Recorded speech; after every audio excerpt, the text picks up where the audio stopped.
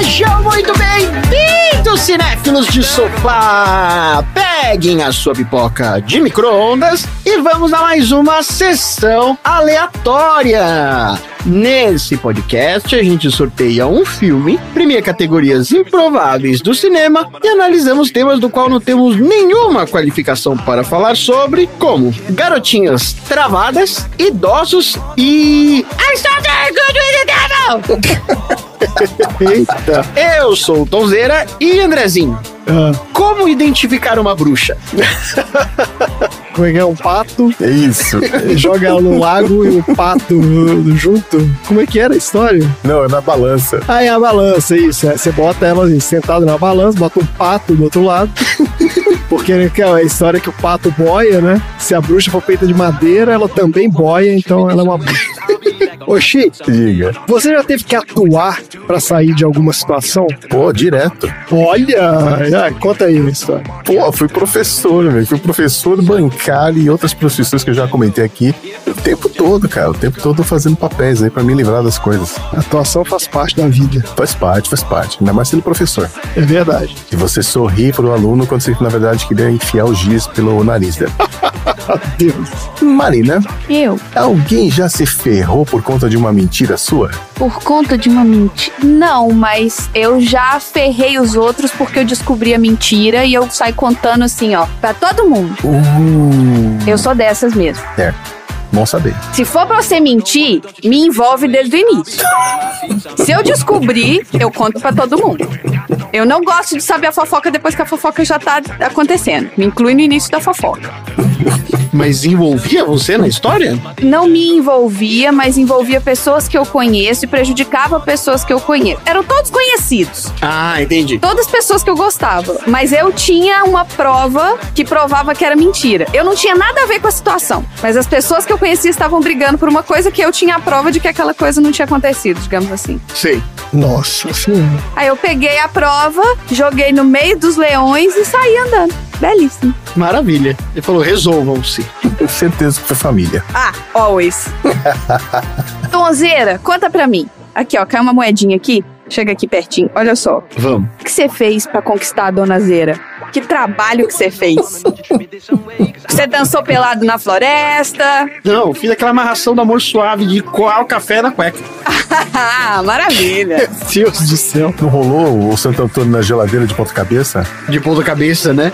É. Não. Foi o de coar o café que ia passar e dar pra Dona Zera na cueca. Que noite. Um clássico. E não tem como dar errado. Isso é café extra forte. Então é isso. Vamos invocar uma entidade só pra ela fazer uma pipoquinha pra gente enquanto gravamos esse episódio. I do not understand you. Oh, baby, please. Don't you come back no more.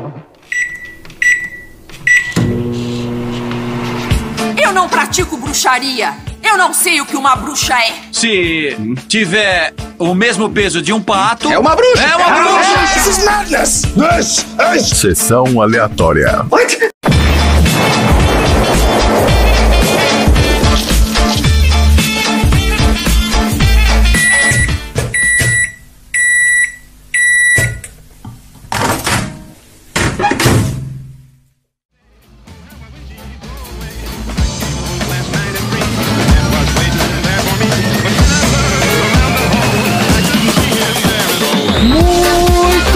Começando mais um episódio do Sessão Aleatória, o podcast mais encapetado da Baixa Podosfera. Esse é o podcast preferido dos idosos supersticiosos que morrem de medo do capeta e por isso acabam sendo manipulados por jovens acusados de bruxaria. Que aqui no Sessão Aleatória a gente já falou sobre Caça às Bruxas, no episódio 9 do filme Monty Python em Busca do Cálice Sagrado. Nós tivemos um episódio maravilhoso falando sobre os nomes do capeta, olha aí, ó, episódio 21 do filme 101 Dálmatas. Na verdade, esse era o outro tema, né? A gente tava falando de Lúcifer, mas tava a Pet Lady lá, a Carol, e ela começou nessa loucura de nome do capeta, né? Ela adora. E falamos sobre superstições no episódio 84 do filme Como Treinar o Seu Dragão 3. muitos aprendizados aí nos episódios anteriores do Sessão Aleatória. E para você que tá chegando aqui pela primeira vez, vou te explicar como é que funciona aqui o rolê. O Sessão Aleatória tem duas partes. Na primeira a gente fala sobre o filme da semana, sorteado de uma lista, conversa sobre as nossas opiniões e traz curiosidade de produção e bastidores. E na segunda parte a gente fala sobre assuntos aleatórios inspirados pelo filme. Então se você não viu o filme, ou você viu e não gostou, não tem problema, porque aqui o filme é só aperitivo. O prato principal são os assuntos aleatórios. E o nosso ouvinte mais atento já percebeu que hoje nós não temos aqui a presença do Dudu. Parece que ele está testemunhando num julgamento sobre bruxaria, para mostrar que o sapinho pingo de ouro não pode ser usado como ingrediente de feitiços.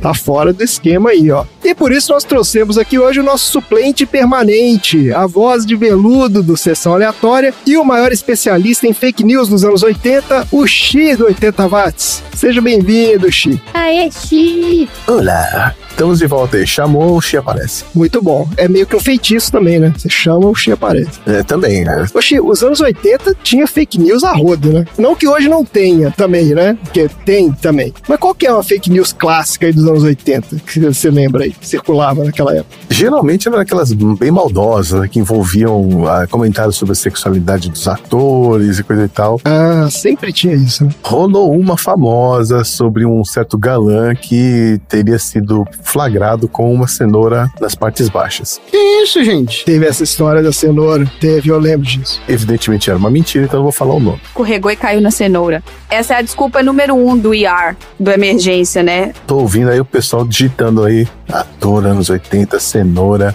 Pode parar, gente. É fake news. É, que história é essa, cara? Essa circulou em todas as quintas séries do colégio, certamente. Sim. Tá ótimo, gente. Vamos lá, então. Bora falar do filme da semana, que saiu do nosso baldinho temático de sugestões dos aleatórios. Esse é o baldinho miserável, o mais terrível de todos. Marina, conta aí qual foi o tema desse nosso baldinho e qual foi o filme sorteado da semana. O tema dessa semana, né? A gente tá aqui no mês de outubro. Se o episódio saiu na data certa, a gente tá perto do Dia das Bruxas, então vamos falar do Halloween, vamos falar do Dia das Bruxas. Quer dizer, vamos tentar ver um filme temático de bruxa. Essa que a imagem era uma bruxa, digamos assim. Isso, era uma bruxa, exato. Agora, o que a gente não assistiu pra essa sessão temática? Xi, olha só, você reclamou que você não gostou do filme e a gente vai falar sobre isso? Ah, mas que surpresa, que surpresa, nossa. Mas eu vou te falar que podia ter sido um pouco pior. Ah, o que podia ter sido? Olha só, a gente não assistiu hoje a Convenção das Bruxas. O que é isso? Pô, cara, esse é mó bom. Ah, esse é bom. Eu não sei que filme é esse. A gente não assistiu Harry Potter. Graças a Deus. Até porque a gente já assistiu, né? Você vê de novo. Mas Harry Potter tem 8. A pessoa que colocou aqui não colocou qual Harry Potter que era. Tem isso também, né? Tem que ser na ordem, ia ter que pegar o próximo. Podia ser aquele Harry Potter sem Harry Potter. É, então. Podia ser o novo, né? O Harry Potter novo que não tem o Harry Potter. E tem esse também. É. A gente não assistiu A Bruxa de Blair. Esse filme é bom. A gente não assistiu Serviços de Entrega da Kiki. Isso é um anime. Muito legal, hein? Estúdio Ghibli. É. 2 pessoas colocaram o Serviço de Entrega da Kiki na lista. Se eu não me engano, o Randy comentou aqui com a gente que é o filme favorito dele aí, um dos animes favoritos. É, o Randy foi uma delas. O Randy foi uma das pessoas que colocou na lista. A gente não viu A Feiticeira.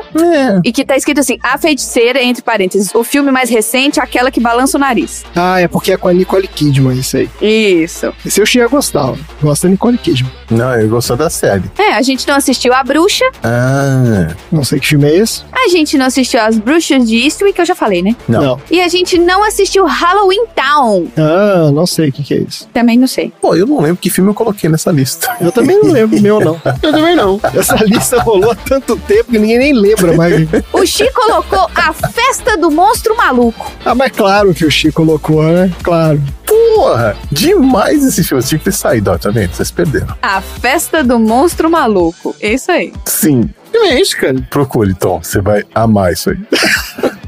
Procure. Mas a gente assistiu aqui, hoje, pra esse episódio incrível, o filme As Bruxas de Salem, que foi colocado 2 vezes no baldinho. Aliás, desculpa, foi colocado 3 vezes no baldinho. Olha aí. Ô, louco. E uma delas foi você, André. Então, você sabe que eu fiquei pensando nisso. E eu reclamando com ele. Não, porque eu lembrei desse filme porque recentemente, na época que a gente fez esse negócio aí do Baldinho, eu tinha lido alguma coisa sobre essa história e tal. Eu falei, pô, tá aí, esse é um filme que eu queria rever, porque eu vi há muitos anos. E aí deve ter ficado na cabeça e eu botei. E quando eu tava assistindo, eu falei assim, peraí, mas eu acho que fui eu que coloquei na lista esse filme. Mas eu não sabia, deixei aí rolar a revelação. Mas não foi o seu que foi sorteado. Não foi o meu, que dó. Também não foi sorteado da Thaís, que também colocou Bruxas de Salem. A pessoa sorteada foi a nossa aleatória número 15, a Júnia. A Júnia colocou as Bruxas de Salem e por causa dela a gente tá assistindo aqui hoje. Aliás, a gente já assistiu, a gente vai falar hoje sobre as Bruxas de Salem. Maravilha, muito bem, olha aí. O importante é participar, né? Vamos falar então do filme, ó. As Bruxas de Salem é um filme de 1996, dirigido pelo Nicholas Hitner, com o roteiro do Arthur Miller, baseado numa peça de teatro de 1953 do próprio Arthur Miller. O filme estrela a Winona Ryder como Abigail Williams, o Daniel Day-Lewis como John Proctor, a Joan Allen como Elizabeth Proctor e o Paul Scofield como o juiz Thomas Danforth. O diretor, esse Nicholas Hitner, é inglês. Esse cara fez uma carreira brilhante como diretor de teatro e foi responsável por uma das peças de maior sucesso de todos os tempos, chama Miss Saigon. Vocês conhecem isso? Eu já ouvi falar dessa peça. Mas a original é dele? A original é dele, ó. Ah, isso é coisa. Eles são dos maiores musicais que tem, cara. Exato. Olha só, essa peça ficou em cartaz de 1989 a 1999 em Londres e de 1991 a 2001 na Broadway. Com detalhe, olha só, ele tinha 33 anos quando a peça estreou em Londres. E o negócio foi um sucesso tão absurdo que ele mesmo conta que, como ele tinha uma participação na bilheteria, o cara é safo. Aos 34 anos ele já tinha dinheiro para não precisar trabalhar nunca mais, pro resto da vida dele. Eu li uma estimativa aqui que a peça rendeu mais de 500 milhões de dólares. Meu Deus, cara! Uau! É, meu querido. Aí, ó. E esse cara embolsou boa parte dessa grana aí. E a gente tá falando de Londres, de 500 milhões de dólares. Há quantos anos atrás? O rendimento total, né? Foram 10 anos em Londres, mais 10 anos na Broadway, mas no total se estima que ela rendeu em torno disso aí, só de bilheteria. Fora as adaptações que tiveram, né? Uma porrada de coisa também. Mas ele disse que ele precisava trabalhar, mas continuou trabalhando. Então ele dirigiu o primeiro filme dele em 94, que foi As Loucuras do Rei George. Depois veio esse aqui, As Bruxas de Salem, em 96. Teve A Razão do Meu Afeto, em 98. Sob a Luz da Fama, em 2000. Fazendo História, em 2006. E A Senhora da Van, em 2015. A maioria dessas coisas aqui são adaptações. A Senhora da Van é a mulher do velho da van? Sabia que ia vir essa. Eu tinha certeza que ia vir essa. Se não fosse você, era eu. Essa é homenagem ao Xi, hein? Beijo, Xi! Opa, tô aqui. E eu me controlei, né? Ao contrário de algumas pessoas. O Xi tá mais bem comportado hoje. A Marina tá on fire. O Xi tá cansado. Tem que ser mais rápido, Xi. Verdade. Isso, e a maioria desses filmes aí são adaptações de peças de teatro. A gente vai falar mais disso aí pra frente. Agora, pra falar do elenco do filme, vamos trazer o nosso querido quadro Viu ou Não Viu, onde a gente comenta sobre os filmes que a gente viu e alguns que a gente nunca ouviu falar da galera do filme. Tá bom. Você viu ou não viu? Começando pela Winona Ryder, que foi uma das maiores estrelas de Hollywood no início dos anos 90. Ela já apareceu aqui no Sessão Aleatória. A gente falou do filme Minha Mãe é uma Sereia, de 1990, um filme com a Cher. Sim. Só que um filme que todo mundo lembra da Winona Ryder, eu acho que é Os Fantasmas Se Divertem, né? E eu gostaria de, nesse momento, jogar a minha cartinha Baldinho Mega Blaster. Pá! Ah, é verdade. Eu quero colocar o Beetlejuice e Os Fantasmas Se Divertem na lista do Baldinho Mega Blaster. Ah, pronto. Lembrou do Baldinho Mega Blaster. Tô estreando, que ninguém lembra. É aquele que a gente fala qualquer filme. É o super trunfo dos filmes. Quando outra pessoa falar um filme, você pode pedir pra colocar. Só que você só pode pedir uma vez por episódio. Isso, por episódio. Fala assim, ó, eu quero esse filme aí no Baldinho. Pum. E ele vai. A Festa do Moço Maluco. Pronto, super trunfo. Mas pode retroativo? Não, você perdeu sua vez. Tem que ser na hora que for mencionado. O filme que tá na lista não pode, né? Inventando a regra aqui na hora. Ó, onde mais que a gente viu a Winona Ryder? A gente viu ela na Fera do Rock, em 89. Esse é o filme do Jerry Lee Lewis, né? Com o Dennis Quaid. Ai, esse filme é bom demais. Merda, devia ter pedido esse em vez do Beetlejuice, mas tá bom. Ela era a prima que ele casa? É. Porque ele casa com uma menina, né? É com ela? A primeira de 15 anos. Ah, olha aí. Surreal, né? Errado. A dona adulta também, né? Porque ela não tinha 15 anos nessa época, não. Não. Ó, ela tá no Edward Mãos de Tesoura, de 1990, no Drácula de Bram Stoker, de 92. Eu gosto desse filme. O pessoal acha ruim, é o filme do Coppola, eu acho esse filme bem legal. Ah, é? Ah, o pessoal acha chato, né? Pô, cara, por quê? É um filme bem feito. Porque ele é um filme do Drácula, que o Drácula não faz porra nenhuma, entendeu? É por isso. Porque não é um filme de terror, né? Ele não é um filme de ação, assim, é um filme, um drama, na verdade. E tem muita gente que torce o nariz. Mas é um filme bom, eu gosto. Ó, ela tá também na Época da Inocência, filme de Scorsese, de 93, Adoráveis Mulheres, de 94, Alien, a Ressurreição, de 94, esse filme é ruim demais, Garota Interrompida, de 99, esse é com a Angelina Jolie. Esse é bom demais. Esse é bom. Isso, então assim, até aqui ela tava, né, subindo a carreira, tá? Só, né, fazendo um filme cada vez maior. Até que em 2002, ela resolveu fazer um filme chamado A Herança de Mr. Deeds, Sim. Ai, esse filme é horrível! do nosso querido Adam Sandler, né? Ai, puta que pariu, esse filme é ruim demais. E ela era loura no filme, tava mó esquisita. Não, e esse filme foi massacrado pela crítica e a carreira dela deu uma degringolada. E ela ficou vários anos aí na geladeira, não conseguia fazer filme, não. Os caras acabaram com ela. Depois teve aquele rolo também de cantomania, né? Ela andou roubando umas coisas de loja. Teve uns enroscos desses também. Ah, sim. Ela só foi voltar a fazer um papel de destaque em 2009, no Star Trek, do J.J. Abrams. É, Marina, você lembra dela lá, né? Eu lembro? Não lembro, não. Ela faz a mãe do Spock. Ela que faz... Não, pera. É, ela sim. É, sim, senhora. Ela é a mãe do Spock. Sério? Sim, mãe do Spock, o quinto lá, como é que ele chama? Do Zachary Quinto, sim. Zachary Quinto, isso. E ela tá num dos maiores fenômenos recentes do streaming, que é o Stranger Things. Stranger Things, é isso aí. É, exato, ela tá lá, ela é a Joyce Byers, né? Gente, ela é a mãe do Spock. Eu tô muito em choque. Você tá chocado com isso? Você não reconheceu ela? Sério? Não, nem... Puta, whatever, nem percebi. É que esse tempo que ela ficou na geladeira, entendeu? E a gente não viu ela envelhecer, digamos assim. Ah, mas ai, whatever, eu nem... Puta. E ó, a gente não viu a Winona Ryder num filme chamado A Vida Íntima de Pippa Lee. É um filme de 2009, cuja sinopse do IMDb é: depois que seu marido muito mais velho força uma mudança para uma comunidade de aposentadoria suburbana, Pippa Lee entra em um período de reflexão e se vê a caminho de um tranquilo colapso nervoso. Tranquilo, colapso nervoso, que bom. Isso, padrão IMDb, né? Segundo o IMDb, esse filme é uma comédia, drama e romance. Olha aí, tem tudo, 3 em 1. Nossa, tudo. Pra quem gosta de Winona Ryder, aí ó, tem tudo. E vou falar também rapidinho aqui, ó, de um dos meus atores favoritos de todos os tempos, que é o Daniel Day-Lewis. Esse cara também já apareceu aqui no Sessão Aleatória. Ele é o açougueiro lá do Gangue de Nova York. Vocês lembram dele? É isso aí, lá no comecinho. É, dos nossos primeiros episódios aí de Sessão Aleatória. Esse cara tem uma coisa interessante aqui, ó. Ele tem mais de 40 anos de carreira, mas ele atuou em só 20 filmes, sendo que de 98 pra cá foram só 6 filmes. Isso é porque o Nicolas Cage fazia um mês. Vocês têm noção? É isso aí. Ele é o anti-Nicolas Cage, entendeu? Cara seletivo. E ele é o cara do método, é reconhecido por entrar no papel durante todo o período da filmagem, né? Fica doente, passa mal, aqueles caras loucos. Né? O cara faz isso. Mas dá resultado aqui, ó. Ele teve 6 indicações ao Oscar de melhor ator e ganhou 3. Ele tá em vários filmes clássicos aqui, ó. Ele tá no Meu Pé Esquerdo, de 89. Esse foi o primeiro Oscar de melhor ator dele.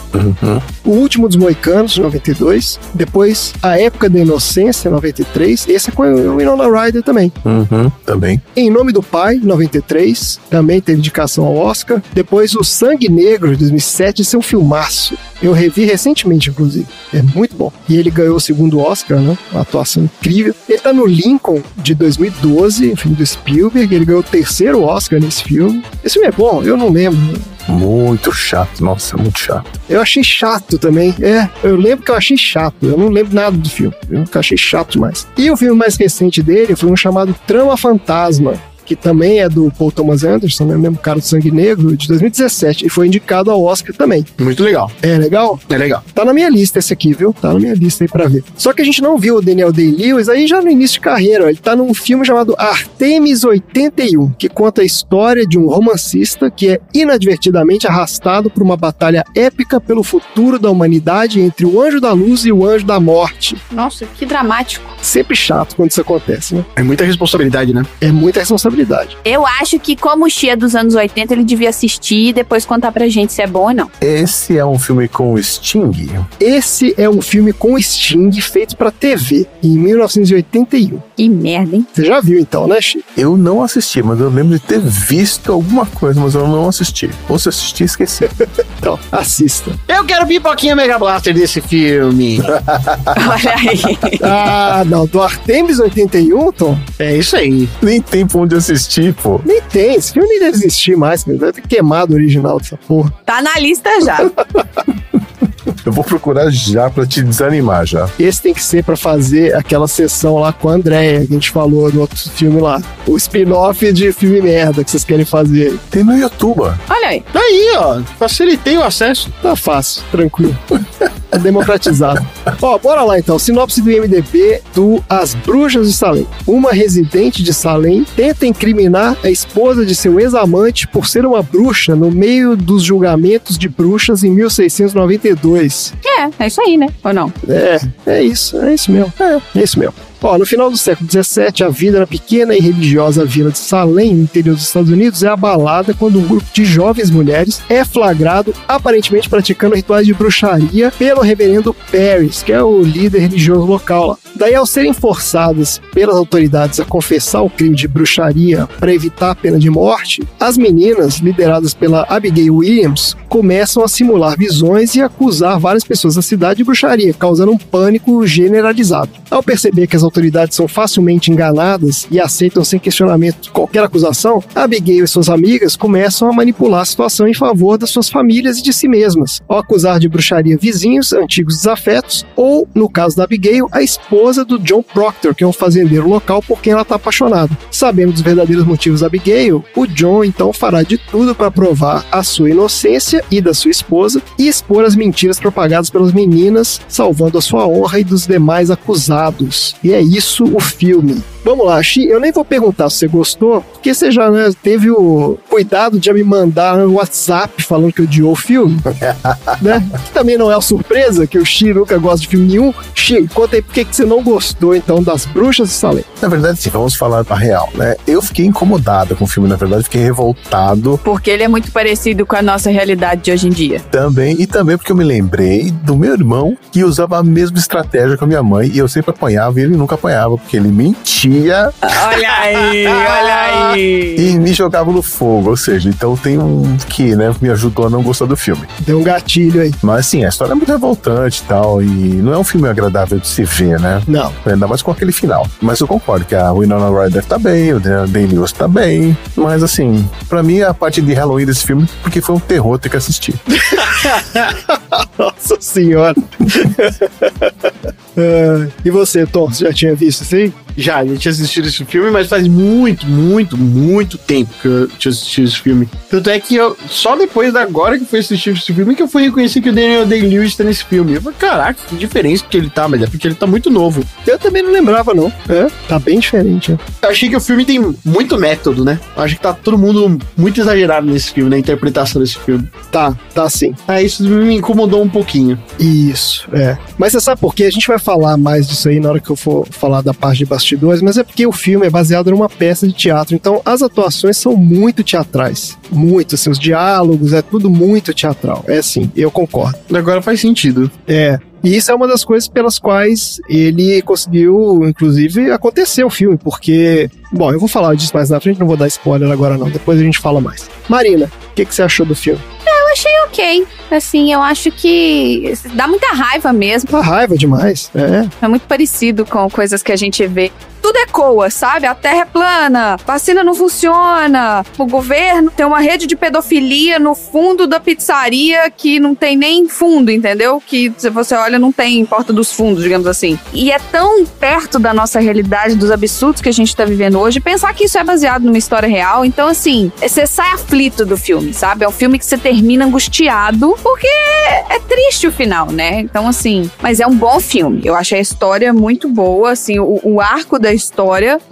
Teve um começo, meio e fim. Obviamente não é o fim que a gente queria, mas acabou, entendeu? Não é aquela coisa que fica assim, fica naquele gancho. Não, né? O cara morreu mesmo e pronto, acabou. E a menina fugiu e é isso aí. A história desse filme se aplica a vários momentos da nossa sociedade, né? Tanto históricos como, inclusive, atuais. Né? Ele mostra claramente esse lado do fanatismo religioso e tal, né? Mas se aplica a vários tipos de fanatismo aí, de perseguições que acontecem, né? Vários tipos de ideologia. Eu acho que o Arthur Miller pensou nisso, né? Quando ele escreveu, porque a peça dele é de 50 e pouco, não é? Então... Sim, 53. Calha bem ali com aquela histeria comunista nos Estados Unidos, então... Exatamente. Esse filme é exatamente isso. Ele é uma alegoria daquela histeria coletiva lá do macartismo e perseguição aos comunistas. É exatamente isso. Chaplin é comunista. E ele mostra que isso é uma coisa que não é só daquela época, né? Isso que já vem de antes. Esse filme ele só tem um detalhe, que ele não é exatamente a mesma situação, porque ali tem um aspecto interessante. Aquela galera que tava lá era extremamente crédula.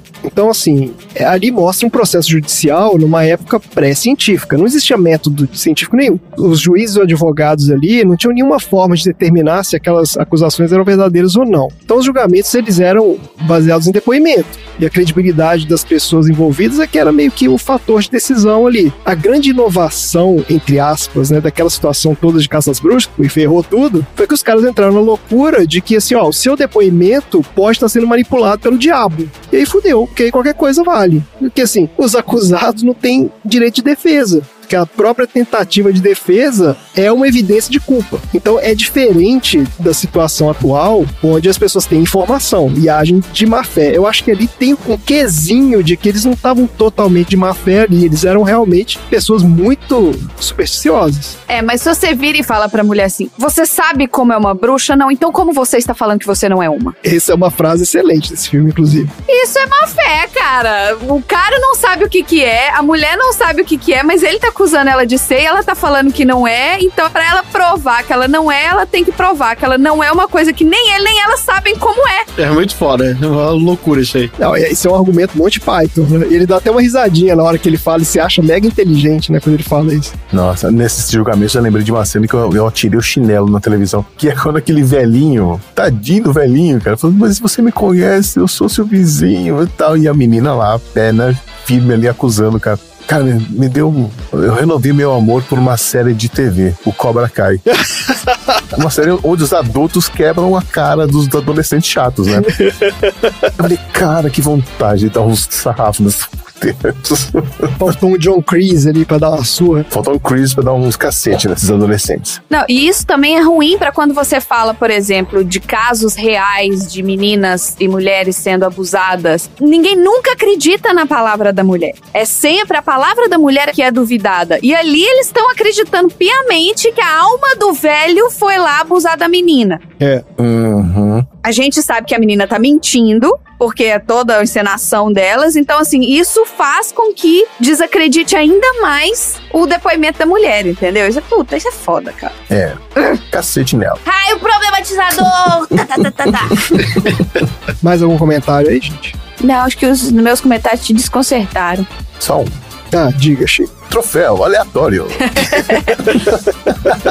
Tá cedo. E aí, vai longe aquele negócio. A pauta aqui é longa.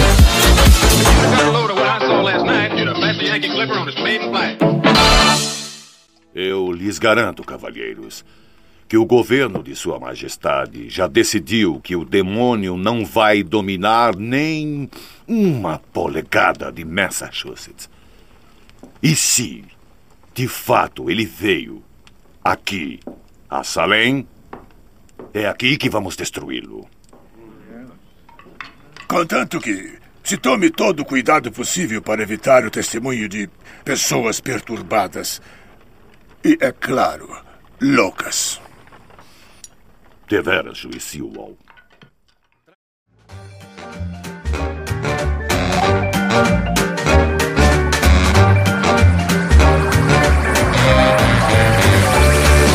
Beleza, né, gente? Bora então falar de produção e bastidores pra gente entender um pouco mais então do contexto desse filme. Vocês já sacaram um pouco de onde veio? Vamos entender um pouco essa história então, ó. A história começa em 1952, muito antes do lançamento do filme, né? Desde o fim da Segunda Guerra, os Estados Unidos estavam vivendo uma forte onda de anticomunismo, causado pela crescente influência da União Soviética nos países do leste europeu. Daí começou esse período de repressão política a ideias associadas à esquerda, incentivadas por uma gigantesca máquina de propaganda que incutia na população o medo da tal ameaça comunista, né, entre aspas aqui. Esse período ficou conhecido como macartismo, e nessa época, muitos funcionários públicos, trabalhadores da indústria do entretenimento, educadores e sindicalistas foram acusados, muitas vezes sem qualquer evidência, de serem espiões ou agentes infiltrados do regime comunista soviético. Então é nesse contexto que essa história desse filme acontece, ó. Nessa época, um dos caras mais influentes do entretenimento dos Estados Unidos era um sujeito chamado Elia Kazan. Esse cara era produtor e diretor da Broadway e de Hollywood. Ele era um dos poucos caras que transitava ali nos dois maiores centros de entretenimento dos Estados Unidos, né? Mas descobriram que esse cara era membro do Partido Comunista dos Estados Unidos e, obviamente, foi acusado de ser espião, infiltrado, né, dos comunistas. Estava lá em Hollywood para, né, ensinar comunismo nos filmes, não sei o quê.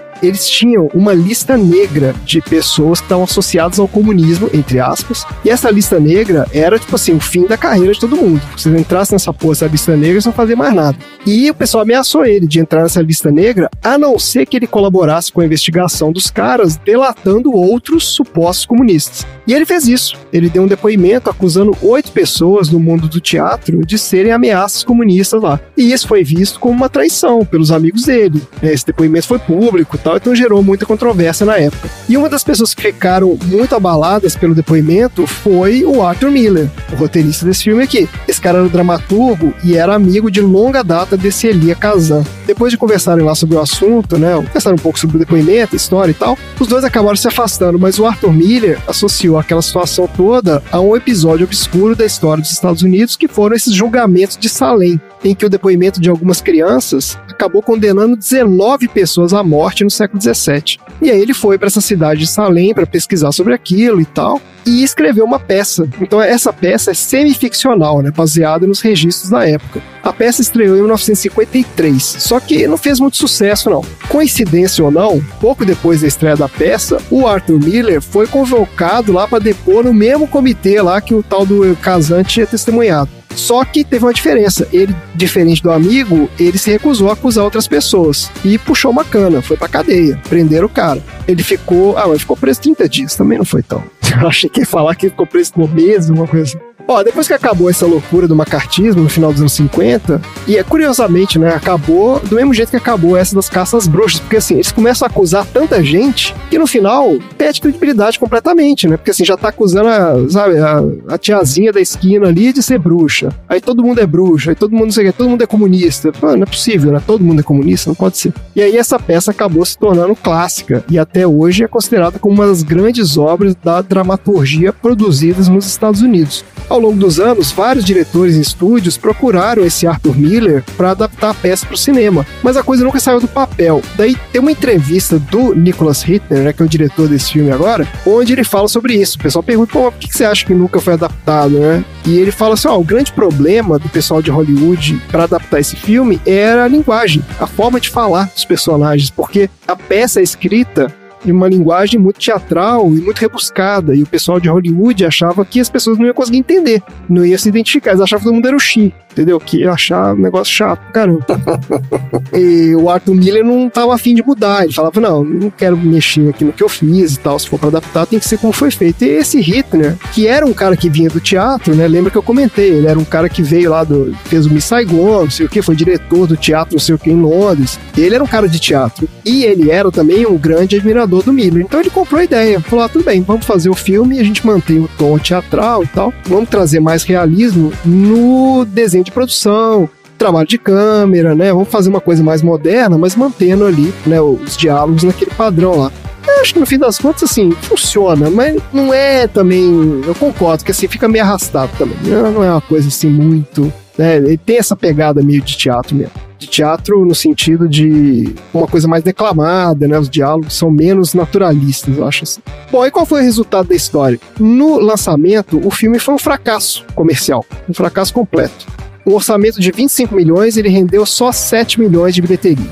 Nossa, fracasso mesmo. Foi. Só que o que aconteceu, ele teve boa repercussão da crítica, principalmente pelas atuações, né, pelo desenho de produção e tudo. A produção realmente é muito bem feita, a recriação de época e tal. Então, o filme acabou tendo boa participação no circuito de premiações e foi indicado a 2 Oscars. Foi indicado ao Oscar de melhor roteiro adaptado e melhor atriz coadjuvante para Joan Allen, que é a esposa do cara, Elizabeth lá.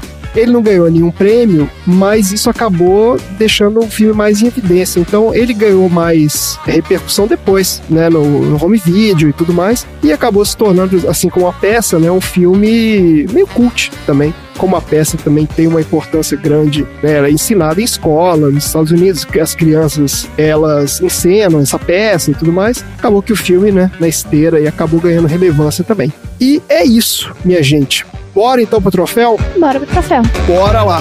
Bora.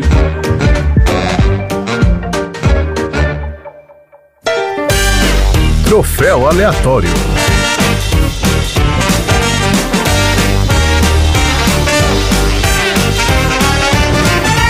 Vamos lá então, gente. Troféu aleatório. Ô, Marina, lembra pro nosso ouvinte o que significa ganhar um troféu aleatório? Ganhar um troféu aleatório é você poder acusar as pessoas de coisas que elas não fizeram e ainda sair milionária, ir embora e deixar o pau quebrando lá. Isso, lembrei o que eu ia falar no meu comentário do filme. Aí, ó. Olha aí. Agora que você falou essa história, porque você estava falando da credulidade dos caras e não sei o quê, e a Abby, no fim das contas, é que era, né, a pessoa mais inteligente ali, porque ela manipulou a situação toda, ela sacou claramente, né, do que os caras eram uns trouxas, e ela fez o esquema todo dela ali e se deu bem no final, né? Deu tudo certo. Ah, mais filha da puta. Tomara que o navio afunde. Foi pra Barbados, tá lá tomando pina colada lá o dia inteiro, no Caribe. Maravilha. Vamos lá então, Marina, qual é o seu troféu aleatório para as Bruxas de Salem? O meu troféu aleatório é o troféu Beisola, de cabelinho mais beisolinha. Que na hora que eu bati o olho, eu falei, ah, não. Perfeito. Eu tava tentando lembrar, quem que aquele cara me lembrava? É pro Mr. Hale. É o Mr. Hale, claro. Né, que é o que tá com o cabelinho beisola. Nossa, a chapinha forte ali. Eu queria saber, inclusive, quem veio primeiro, se foi o Mr. Hale ou se foi o Beisola. Esse filme é de que ano? 96. De quando que é o Beisola? Deixa eu ver aqui de quando que é A Grande Família. Ah, é de 2001. Então Beisola pode ter, né, se inspirado aí no Mr. Hale. É isso aí. Mas ele ganhou o troféu Beisola de cabelinho Beisola. E eu já tive o cabelinho Beisola. Vira e mexe, eu cortava o cabelinho curtinho, aí meu tio ficava me chamando de Beisola. Nunca mais eu cortei meu cabelo curto. Sacanagem. Não, peraí. Você tinha o cabelo Chanelzinho, não é Beisola. É, mas aí você acordava de manhã, ele ficava parecendo uma abajur, as pessoas ficavam chamando de Beisola. E eu falei, nunca mais. Família, né? Família, né? Sempre essa maravilha. Você, Chico, qual é o seu troféu aleatório aí pro seu filme que você adorou? O meu troféu aleatório é o troféu Faber-Castell, que vai para as meninas de Salem, né? Que parece uma caixa de lápis de cor. Cada um usa um vestido de uma cor diferente. Tem roxo, azul, verde, violeta, cinza, marrom claro, marrom escuro. Acho que não tem nenhuma cor que se repete. Poder diferenciar, né? Tipo aquela temática dos 7 anões, né? Tipo, cada um tem que usar uma roupinha diferente, ele precisa saber quem é quem. E você, Tom, qual é seu troféu aleatório aí? O meu troféu Muamba Digital vai pro Xi. Opa! Olha aí! Que? Onde eu apareci? Onde eu apareci? Porque esse é o terceiro filme que o Chico participa, que a gente aqui no Brasil só consegue assistir por meio de cópia ilegal. Olha aí! Meu Deus do céu. Então, muito obrigado, Chico. O Xi atrai as cópias ilegais, é isso? O Xi tá fornecendo cópias ilegais, é isso? Não, ilegais não, gente. Eu comprei os VHS da época, não. Em minha defesa, eu já paguei pra assistir esse filme, entendeu? Em VHS. Em algum momento eu paguei. Em alguma hora eu paguei, tá pago lá. Excelente. E foi outra moeda, pode ter custado milhões, inclusive. Foi em cruzado, mas tá valendo. Isso, milhares e milhares e milhares de moedas pra ver esse filme. Ai, excelente. Eu vou dar o meu troféu aqui, é o troféu Al Pacino de melhor atriz de método pra Abby, né? Como o Chi falou lá no início, tá todo mundo no método aí nesse filme. Porque ela entrou no personagem ali e não saiu do papel mais. Até agulhada na barriga ela se deu ali pra poder, né? Convencer a galera ali. Ela foi com a alma, né? Aquela lá foi demais. Não, ela foi all-in no negócio. E é isso, minha gente. Tá aí, distribuídos troféus aleatórios. Quem vai levar esses troféus aqui hoje? Menininhas dançando peladas com galinhas? Nossa senhora. Teve uma hora que a menina tirou a roupa e foi... Ô, menina. Elas entraram meio que no frenesi ali, né? Ela foi de 0 a 100 bem rápido. Foi 0 a 100, foi. Outro motivo pra eu detestar a Abby, ela matou a galinha. Matou. Maldita. Matou na paulada, né? De graça, assim, de graça. De graça. Tá tudo bem, assim, pau! Não, mas a moça ali, ela ia matar a galinha também, porque ela começou a rodar a galinha daquele jeito. É assim que mata a galinha, né? No interior, não é isso? Você quebra o pescoço dela pra depois depenar, isso aí. Você dá sabe, você roda ela assim. O que a Abby fez ali foi que ela brutalizou o corpo da galinha, que já devia estar morta, mas ela começou a bater a galinha ali. E rolou um sapinho pingo-douro ali também. Tinha um sapinho pingo-douro ali que se deu mal também na história. Maldita seja. Então. Tadinho. Beleza, gente. Marina, a gente tem mais algum recado hoje aí? Não temos mais nenhum recado, não. Não temos, né? Então, beleza. Bora então para os assuntos aleatórios.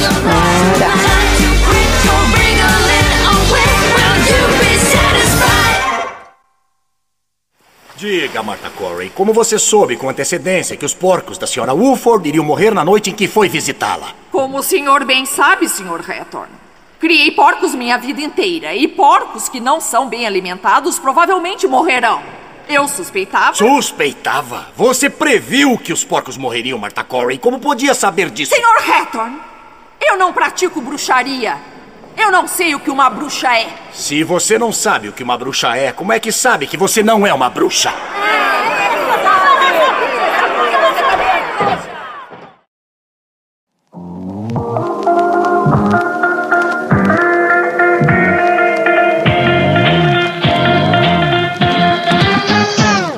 Vamos lá, minha gente. Assuntos aleatórios. Um filme Up, um filme... Altas Aventuras. Um filme Alto Astral, um filme aí que trouxe, né, boas lembranças aí pra todo mundo. Vamos ver se a gente consegue dar uma melhorada aí no esquema. Vamos lá. Marina, vamos começar com você. Qual é o assunto aleatório da semana? Todo mundo sabe que a arte da conquista não é uma coisa que é, digamos assim, que você nasce sabendo, entendeu? Cada um tem a sua forma de conquistar a sua alma gêmea, a pessoa que você gosta. Então, eu gostaria de trazer hoje para todos vocês e para vocês três que estão aqui comigo, André, Tom e Chi, eu quero saber se vocês, de repente, reconhecem alguma dessas coisas que pode ter sido feita com vocês. Porque eu quero falar sobre as simpatias para amarrar um homem e deixá-lo apaixonado.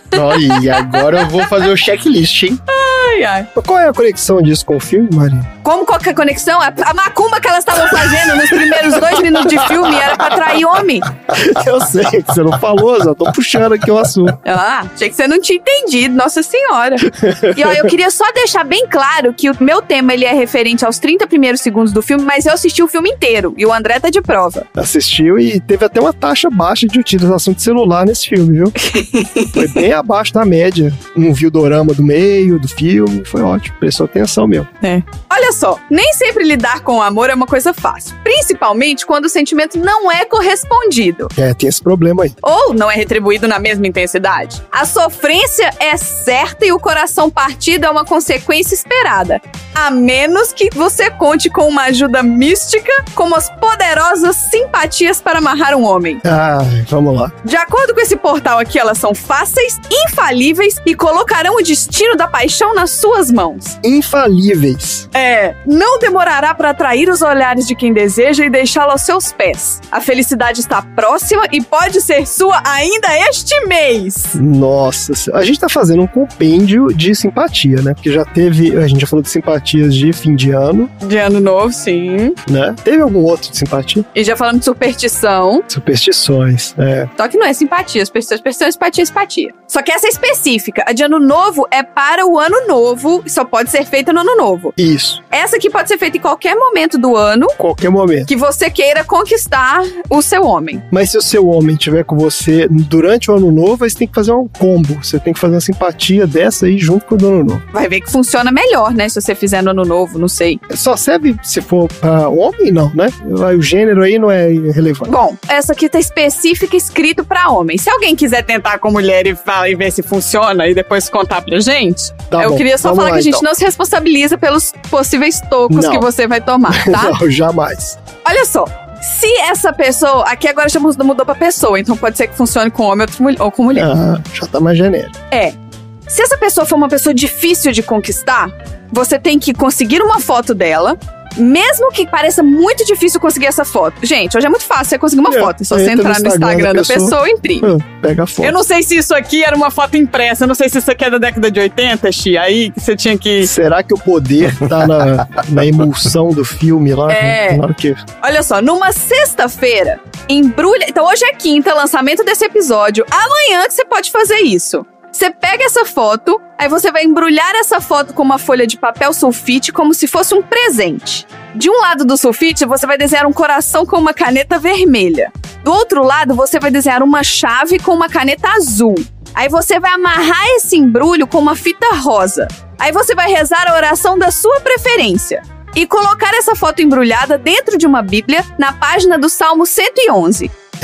E você tem que mantê-la lá até conquistar a pessoa amada. Depois que você conquistar, você guarda a foto e tem que jogar a fita e o sulfite no lixo. Conquistou, descarta a fita e o sulfite.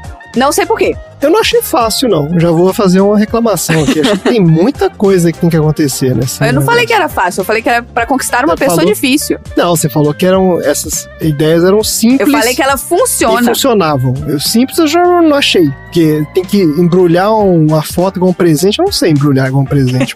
Não sei dar laço em presente. Tá bom, mas se você não quiser fazer isso, olha só, você pode fazer uma simpatia pra essa pessoa ser só sua. De mais ninguém. Tá bom. Você vai forrar uma mesa com uma toalha branca, pensando sempre no carinho da pessoa amada.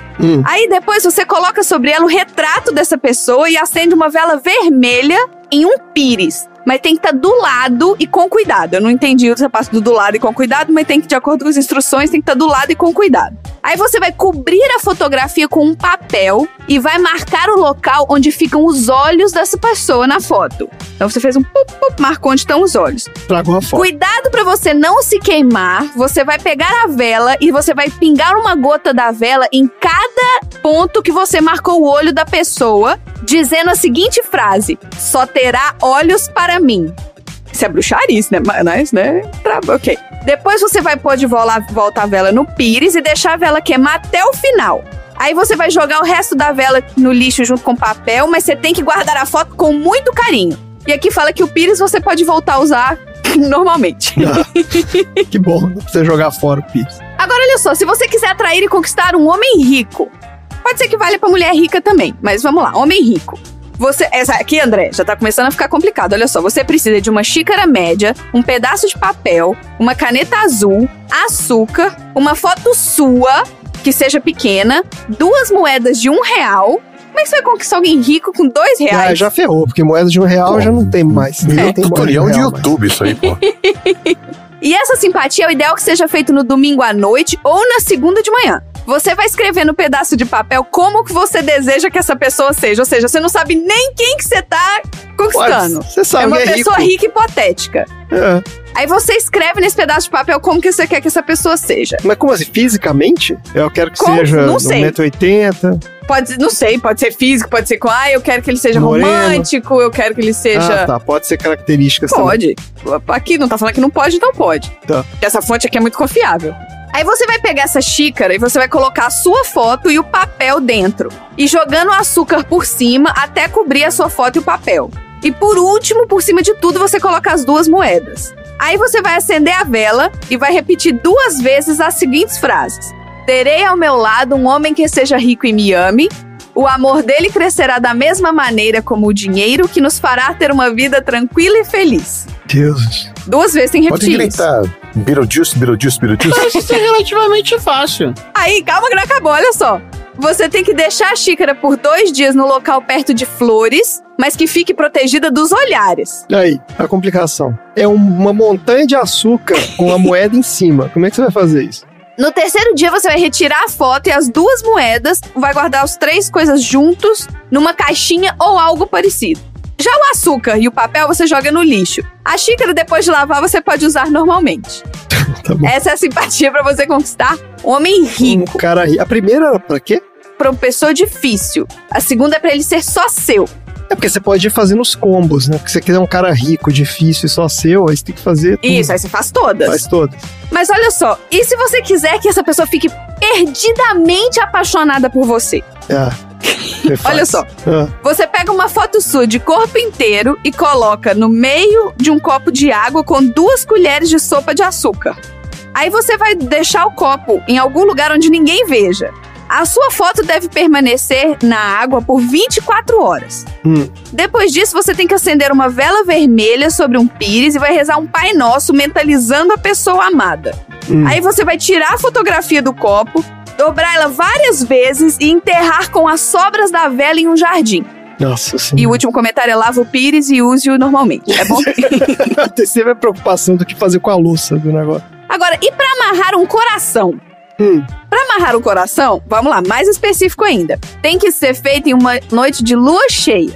Aí você vai pegar a foto da pessoa que você ama e vai colocar embaixo de um vaso de amor perfeito. Sempre que as flores murcharem e você colocar outras no lugar, você vai beijar a foto e vai deixar a foto debaixo do vaso. Isso deve ser feito durante 30 dias. Depois porque desse a flor prazo... murcha e depois ela volta? É isso? Não, acho que a flor murcha, não sei, você não cuida, né? Eu não sei como é que funciona o amor perfeito. Alguém sabe cuidar de planta? Então, mas se você cuidar da flor, ela não vai murchar, vai? Aqui fala, sempre que as flores murcharem e você colocar outras no lugar, beija a foto e deixe novamente embaixo do vaso. Então é porque deve ser aquelas flores que não duram muito, ela deve ser sazonal. Ela dura um tempinho, depois ela murcha. Aí você vai lá e troca. Depois de 30 dias fazendo isso, você guarde a foto em uma gaveta em que ninguém mexa. Impossível. A não ser que a pessoa more sozinha e não tenha ninguém limpando a casa dele. Uma gaveta que ninguém mexa. Não, você fala pra pessoa, já não mexe aí. Tem um negócio aí dentro. Até parece que isso funciona. E pra terminar, eu quero falar sobre a simpatia para que a pessoa amada esteja sempre apaixonada. Sempre. Sempre. Essa simpatia, ela não é só para você conquistar. Ela é uma simpatia que ela vai durar pro resto da sua... Eu não sei se é da sua vida ou se é da vida da pessoa. Mas vai durar pro resto de alguma vida. Os materiais necessários são um papel cor-de-rosa, uma pedra de quartzo rosa e um saquinho de tecido. Tá bom. Aí você vai escrever o nome do seu amor no papel cor-de-rosa. Você vai colocar junto do papel a pedra de quartzo, que é conhecida como a pedra do amor.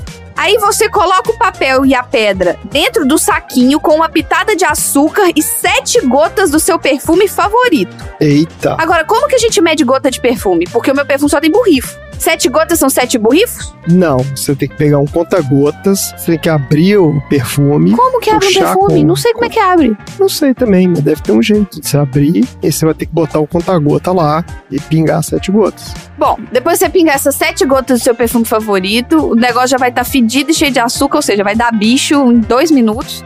Faça uma prece de 2 Ave-Marias e 3 Pai Nosso, guarde o saquinho em lugar seguro dentro do armário do quarto de vocês. Como assim do quarto de vocês? Não é pra conquistar a pessoa? Não, isso é pra pessoa estar sempre apaixonada, pra pessoa amada estar sempre apaixonada. Você nunca achou nenhum saquinho perdido no seu quarto aí, não, Xi? Um saquinho que você não sabe do que é, na hora que você abriu tinha açúcar, uma pedra, um papelzinho. Não. Eu já achei um saquinho aqui no quarto uma vez, que quando você abre tem sneakers dentro. E a pessoa... mas esse é meu estoque de doces que não era pra você estar mexendo. Esconde um saquinho de... Tem gummy bear, tem umas coisinhas lá. Cara, eu lembro uma coisa bizarra que eu achei uma vez, não na minha casa atual, mas quando eu morava com a minha mãe, achei um saquinho desses e dentro tinha um pedaço de... Parecia um daqueles beef jerky, como é que a gente chama isso? Carne seca, carne seca? Aí fiquei olhando aquele pedacinho e falei, que cato isso aí, né? E pá, Perguntei pra minha mãe. Ela me falou que era o cordão umbilical. Ai, que nojo! Mas você achou no chão? Não, dentro do saquinho. Tava no armário da minha mãe e eu descobri. Era o Você falou seu de achar cordão coisas umbilical? estranhas em saquinhos, né? Mas e aí, você pegou de volta? Você falou, então é meu, vou levar embora. Eu fiquei com nojo, botei de volta e lavei minha mão e nunca mais toquei naquilo. Gente do céu. Apesar de ter sido parte minha, né? Mas a gente não guarda, né? Não fica guardando unha que você cortou. Né? Fica, vou guardar aqui. Nossa, imagina, que nojo. Se um dia eu precisar, né? Tem certas coisas que quando sai, vai embora, joga fora. Agora, por que ela guardou esse tempo todo, eu não sei. Provavelmente alguma superstição japonesa, porque, aliás, é interessante, né? As superstições variam de país para país, né? sim. Aqui no Brasil tem muita coisa do perfume e açúcar, né? Mesmo. No Japão eu fico pensando, não tem... em outros países é diferente. São outros tipos de superstição. Sim, no Japão, por exemplo, Mas não... Você não perguntou pra ela o que servia o negócio? Não, assim que ela falou cordão umbilical, eu soltei, então acabou a conversa. Tá certo. Mas continua aí, Marina, você interrompeu no meio da história. Não. Acabou? É isso mesmo, aqui no Brasil, né, o açúcar e o quartzo rosa também é uma pedra muito encontrada em Minas Gerais. Mas vocês falaram aí no início de umas outras simpatias malucas aí. Que simpatias vocês conhecem de negócio de... Então, mas essas que a Marina falou são pra atrair alguém específico, né? As que eu conheço são pra descobrir, assim, o nome da pessoa com quem você vai casar. É útil também. Coisas. É bom você saber o nome da pessoa com quem você vai casar. Porque assim, existem as simpatias que são culturais, digamos assim, do Brasil, tipo a do Santo Antônio. E o Santo Antônio é o santo casamenteiro, né? Então, o Santo Antônio... Aí, o Tom e Xi, eu não sei se vocês sabem, porque eu não sei direito, mas eu sei que o Santo Antônio, você tem que pegar o Santo Antônio, botar dentro de um copo d'água, de cabeça pra baixo, no fundo da geladeira, não é? Essa é a parada mais maluca que eu já ouvi na minha vida. Porque o cara é o santo que deveria acalentar você pelo relacionamento. Aí você vai lá e afoga o santo. Afinal, você está no Brasil, né? E pensando no que está acontecendo atualmente, tem tudo a ver. Numa clara tentativa de chantagem. Você coloca o santo todo de refém. Não, mas olha só, botar o santo na geladeira é bom. Porque dependendo, né? É o que você tá falando aí, Chico. O Brasil, por exemplo, tem regiões que são muito quentes. Então, você dá... Vai afogar torturando o outro. Tá torturando o santo, você já cara. Afogando, tá botando ele pra congelar. Se não me engano, você tem que enforcar ele também. Você não vai botar no congelador o santo, você vai botar ele naquele gavetinha lá de baixo. Tá torturando o santo, cara. Você tortura o santo, cara. Mas olha só, isso se você quiser casar logo, você vai ter que pegar 3 espinhos de uma rosa vermelha, colocar dentro de um vidro de perfume. Tá bom. E aí você usa esse perfume. Mesmo vidro você falou que não consegue abrir, certo? Daquele mesmo que você... Isso, aquele mesmo perfume que você não consegue abrir. Esse mesmo. Aí você vai pedir pro Santo Antônio remover os obstáculos enquanto usa o perfume, sabe? Enquanto borrifa o perfume. Mas você só pode usar esse perfume sempre que estiver com a pessoa que você queira subir ao altar com ela. Com o pretendente. Você não pode usar esse perfume com outra pessoa. Se a Abigail tivesse usado esses métodos no filme, acho que ele teria ficado melhor, sabe? Eu acho que ele teria achado mais interessante. Tem mais alguma coisa, simpatia aí, Maria? Tem mais 87 simpatias aqui, tá bom, umas 5 abas abertas. A gente pode inventar umas também, né? Qual que vai ser a simpatia aleatória, então, para as pessoas? Cada um pensa num pedaço da simpatia. Eu vou começar. Tá bom. Isso aí. É assim, ó. Pra você atrair a pessoa amada aleatoriamente, a primeira coisa que você deve fazer é pegar um post-it amarelo e um post-it vermelho. E aí você vai pegar esses 2 post-its com uma caneta azul. E aí o que ela vai fazer, Tom? Vai precisar comprar uma esfirra de carne, uma esfirra de queijo e esfregar uma na outra. Não, peraí. Isso aí, e se for vegano que nem eu, como é que faz, pô? Não. Mas não mandou comer ainda. Não é pra você comer. É só pra você pegar as 2 esfirras. Não vou participar disso. Então, uma de queijo e uma de palmito, pra quem for vegano. Uma de queijo e uma de palmito. Não, que queijo? Vamos de vegano, Ai, meu Deus do céu. Desculpa. Então, uma de escarola e uma de palmito. Tá bom. Nossa, esfirra de escarola sem Então você tem aí 2 post-its, uma caneta azul, uma esfirra de escarola e uma de palmito. E aí, Xi? E aí você vai colocar o post-it amarelo na esfirra que você mais gosta e escrever o nome da pessoa que você tá afim. Tá. E na vermelha você vai colocar o nome da pessoa que você acha que também está afim dessa mesma pessoa. É o plano B, é o plano B. Eliminar do caminho, entendeu? É a simpatia pra fazer homenagem. Maravilha. Isso aí. Não, peraí. Simpatia pra você fazer homenagem. Calma, não chegou a tua vez ainda. Bom demais. Bom demais. Aí você vai colocar essas duas dentro de um pote de biscoito, não de bolacha. Pode ser. Biscoito, importante. E aí, André, como é que termina? Quanto tempo de ter que ficar lá dentro do pote de biscoito? Isso, aí você vai pegar esse pote de biscoito, você vai levar numa... Tem algum dia da semana específico, alguma lua específica? Isso, no sábado de lua nova, você vai levar isso daí em algum lugar que tem areia, pode ser uma praia, mas pode ser uma areia movediça, uma Pode coisa ser uma assim. construção. Pode ser um parquinho de criança? Pode ser. Pode ser o banheiro do um seu gato. tanquinho de areia da criança, pode ser uma obra. Banheiro do gato. Pode ser a areia do gato, exatamente, pode ser uma liteira do gato. Você vai enterrar esse frasco na areia e você vai deixar lá durante 17 horas e 57 minutos. Perfeito. Nem mais, nem menos. Nem mais nem menos. Tem que ser preciso. Aí depois você desenterra esse negócio, aí o pote você pode lavar e guardar e depois reutilizar. E o conteúdo, as coxinhas, você Que coxinha? pode descartar. As empadas viraram coxinhas, as esfirras viraram coxinhas. Os salgados que tem ali você pode descartar. Que é mais que 2 tinha, né? post-its. O que foi feito do post-it? O que foi feito do post-it? Ele tá dentro da esfirra? Tá dentro da perdi esfirra. aqui no meio. Tá daí explica, tá o nome do pretendente e de com quem que você plano vai A e do querer plano também chamar pra homenagem. Plano A e plano entendi, B. exatamente. Então Tem você vai que ser- descartar exatamente. as esfirras e esses dois papeizinhos com os nomes você vai guardar na sua carteira e você vai andar com ela 24 horas por dia agora. Isso aí, Na maravilha. sua carteira. Cheiro de Maravilha. palmito e escarola na carteira. Se você quiser homenagem, faça essa. Cara, abre Essa a carteira, simpatia. sabe aquele Maravilha. aroma de... É o feromônio correto do homenagem, né? E se você quiser fazer uma homenagem com um cara rico, que aí toda vez que ele abrir a carteira, você vai sentir aquele cheiro de palmito, escarola e vai ser Pô, uma rico e vegano, pô. Tá tudo rico, bom aí. vegano, exatamente. E esse é meu assunto aleatório de hoje. Excelente. Bora então pro próximo assunto aleatório.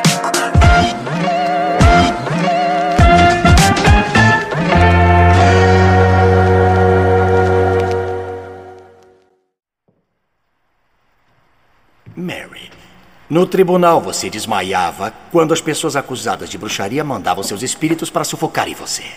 Eu estava fingindo, senhor. Sua pele ficou fria e pálida. Sabem fingir maravilhosamente. Então ela pode fingir um desmaio agora? Por que não, se foi tudo falsidade? Finge agora. Vamos, fique fria, Mary. Desmaie. Eu não estou conseguindo desmaiar agora. Por quê? O que lhe falta agora? Será que não temos nenhum espírito maligno à solta? Mas nos julgamentos havia alguns? Eu nunca vi espírito nenhum. Então desmaie por vontade própria. Vamos, desmaie.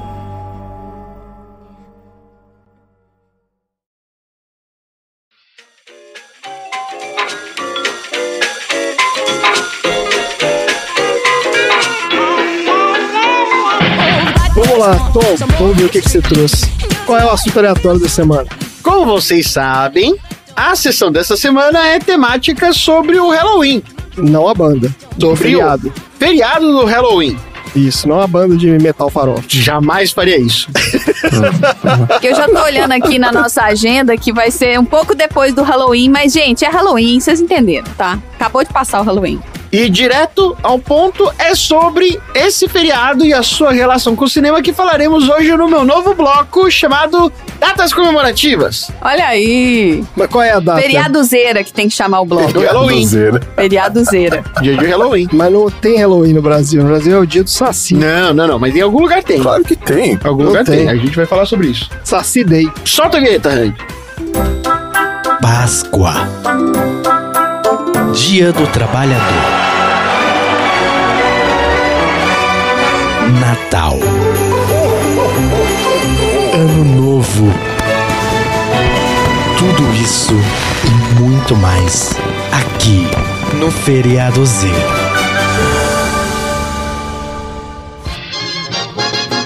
Vamos lá então. Halloween.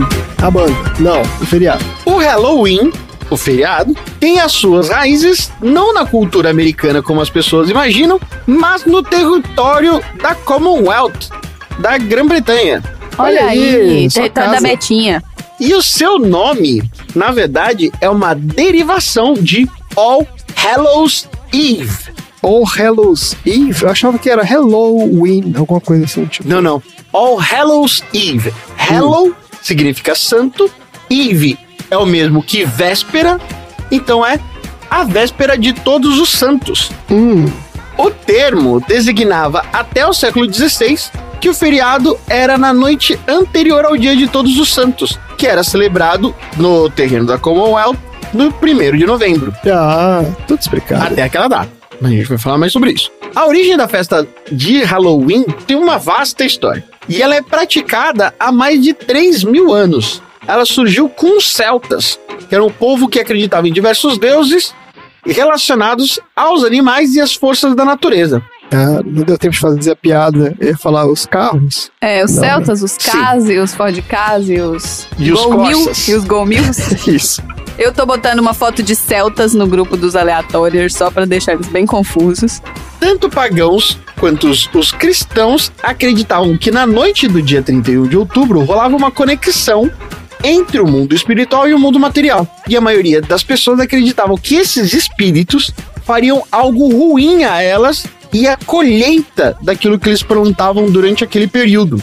Aí, desde o século XVIII, alguns historiadores começam a apontar para a existência de um festival pagão para falar da origem do nome Halloween, que era o Festival Celta de Samhain, que significa fim do verão. O Samhain durava 3 dias e começava no dia 31 de outubro. Segundo esses mesmos historiadores, ele era uma homenagem ao Rei dos Mortos. E alguns estudos recentes destacam que o Samhain tinha entre suas maiores marcas uma grande fogueira que celebrava a abundância de comida durante o período da colheita. Era tipo um festival do Burning Man que os caras faziam. Exatamente. Aí, por exemplo, um dos elementos do Halloween que existe hoje, que é o Trick or Treat, que é o Gostosuras ou Travessuras, também surgiu nessa mesma época. As pessoas batiam de porta em busca de um pedaço daquilo que era chamado de bolo de alma, que era um bolo recheado com um tipo de groselha. Olha! Que bonitinho, eu tô vendo aqui. Em troca desse bolo, as pessoas rezavam para os espíritos da família de quem dava um pedacinho. Com o passar do tempo, esse ritual foi substituído por crianças fantasiadas pedindo doce na porta das casas. E o bolo de groselha foi substituído por o Gummy Bear. O problema nessa teoria é que ela se baseia em poucas evidências, mas era uma proximidade em relação à época do ano e os festivais que eram realizados nessa mesma época. A comemoração, a linguagem e o significado do festival mudavam conforme a região e o tipo de colheita. Por exemplo, os galeses celebravam o Calangaeth. Há pontos semelhantes entre esse festival realizado no país de Gales com a celebração do Samhain, que era predominantemente irlandesa e escocesa. Só que entre elas também tem algumas diferenças. Durante a época medieval, os curandeiros eram considerados bruxos, e por se posicionarem contra os dogmas da igreja, eram momentos também em que eles faziam parte do carvão que alimentava aquela enorme fogueira. Como é que é? Não entendi essa parte, não. Parte da festa, da geração da fogueira... Era tacar fogo no velhinho? Era tacar fogo nos bruxinhos, né? Olha aí. Isso era uma forma de cristianizar as pessoas e de, ao mesmo tempo, apagar os traços da religião pagã. Isso não foi muito diferente do povo celta. No período da Alta Idade Média, a igreja possuía uma festa chamada All Saints' Day, ou Dia de Todos os Santos, e essa data era celebrada em maio, na data em que os romanos celebravam um festival para afastar espíritos malignos. No século VIII, o Papa Gregório III acabou transferindo essa data para o 1º de maio, algo mais ou menos semelhante com o que fizeram com o Natal. Então ele transferiu a data do final de maio para o 1º de novembro, exatamente a data em que era comemorado o Samhain. A festa, a princípio, acontecia somente em Roma, Mas o Papa seguinte, o chamado Gregório IV, decidiu estender para todos os fiéis da igreja no mundo todo. Os historiadores especulam que talvez essa tenha sido a primeira ação tomada pela Igreja Católica para enfraquecer a festa pagã nessa região das Ilhas Britânicas. Por quê? Apesar da cristianização, a resistência das tradições pagãs pelos escoceses, galeses, celtas e tal, era bem grande. Por isso, eles jogavam os bruxinhos na fogueira como uma tentativa de intimidação. Então, a partir daí, a Igreja Católica começou a fazer uma grande tradição na Inglaterra. No 1º de novembro, eles celebravam o Dia de Todos os Santos. No dia 2 de novembro, eles celebravam o Dia de Orar por Todas as Almas. E no dia 31, acabou se tornando o All Hallows Eve. Então a Igreja Católica acabou se apropriando desses 3 dias de festa, da festa pagã, para se tornar um feriado cristão. Assim, um monte de práticas que eram realizadas durante o Samhain acabaram sendo transferidas para o All Hallowtide, que era o nome desses 3 dias de festa. Mas qualquer que fosse os motivos, a nova data fez com que a celebração dos cristãos com o Samhain acabassem se tornando uma única festa. E tradições pagãs e cristãs acabaram se misturando. Por exemplo, quando a festa começa a chegar nos Estados Unidos, foi mais ou menos durante a época do ano de 1845. Nossa. Durante um período conhecido na Irlanda como a Grande Fome, onde 1 milhão de pessoas foram forçadas a sair da Irlanda por causa de uma praga que acabou acometendo a plantação de batata na Irlanda, que é o principal alimento deles. E forçou esses caras a emigrarem para os Estados Unidos, levando junto a sua história e as tradições. Pô, mas isso foi... Peraí, você falou qual época aí? Então, 1800 e quanto? 1845. Ah, então foi mais ou menos a época lá do Gangue de Nova York, daquele filme lá que a gente viu.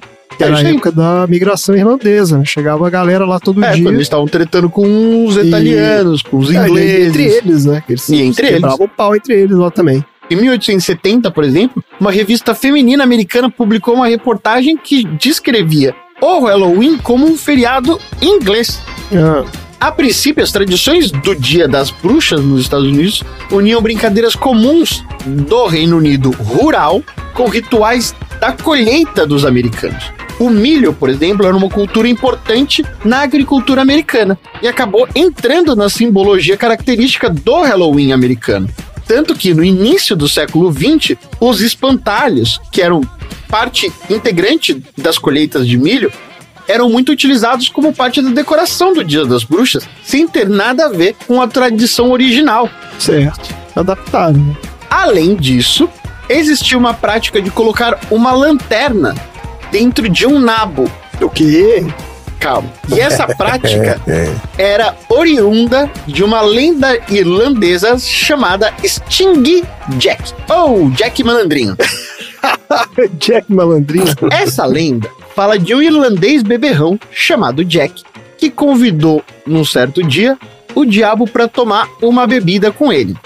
No meio da bebedeira, o Jack descobriu que ele estava sem grana.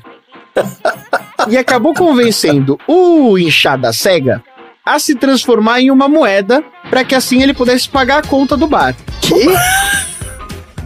Cara, imagina estratégia de convencimento do cara.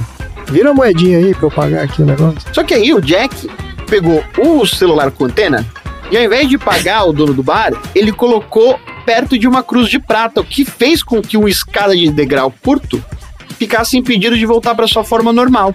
Depois, ele fez um novo acordo com o diabo para que pudesse se libertar da forma de moeda. Ah, mas conversava com a moeda? É. Ah, tá bom. Quantas ele bebeu nesse bar aí? Pra pagar com uma moeda só não deve ter bebido tanto assim.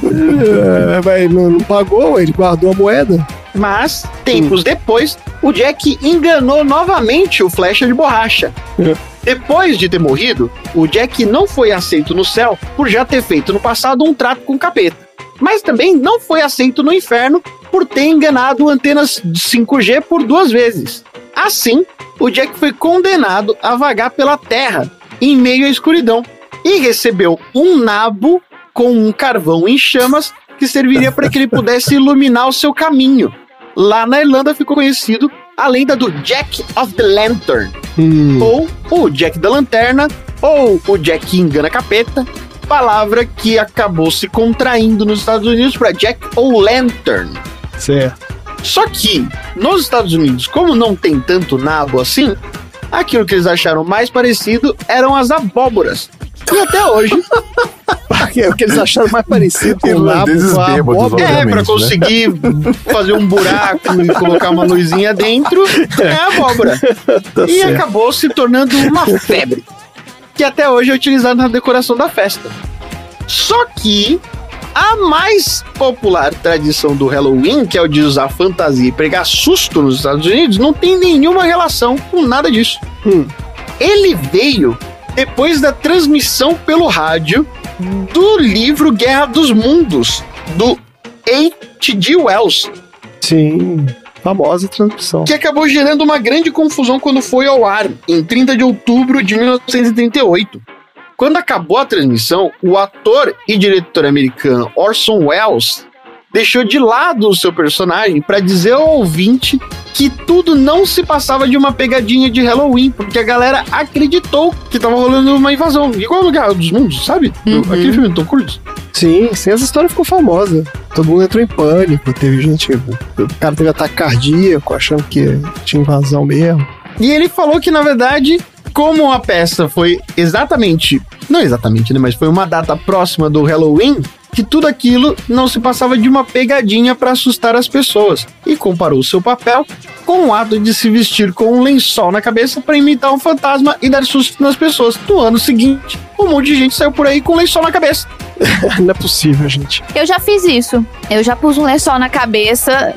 Eu já contei essa história, foi aqui? Não. Ah, não, acho que eu contei essa história, foi lá no Conversa Essa, do Bruno.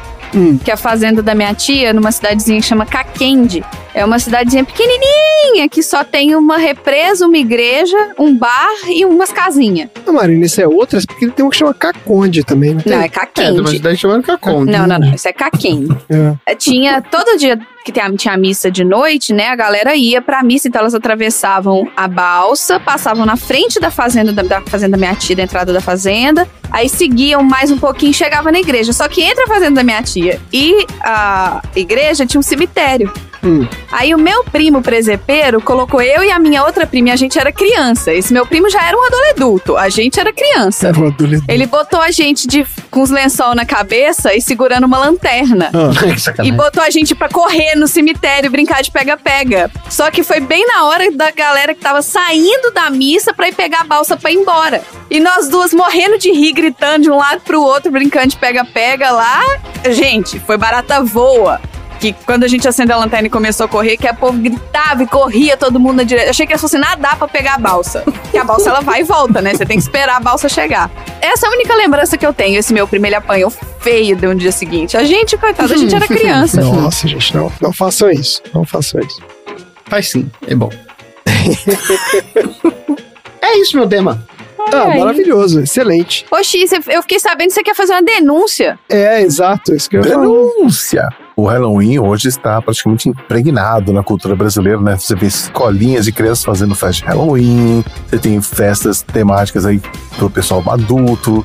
E isso começou com o quê? Com as escolas de inglês. E eu confesso que eu tive parte nisso, porque nos anos 90, logo no início dos anos 90, a gente começou a dar mais ênfase, né, na decoração de Halloween, a gente fazia mais atividades explicando a data para os alunos, a gente começou a fazer bailinhos dentro da escola, os bailes foram ficando maiores, foram, né, sendo alugados lugares para dar essas festas, e por aí vai. E aí se disseminou, e hoje em dia tá essa coisa que fantasias de Halloween estão até nas listas de compras das escolas particulares aí. Olha aí. Eu acho que assim, eu sou suspeita pra falar que eu adoro festa fantasia. A gente só podia fantasiar no carnaval.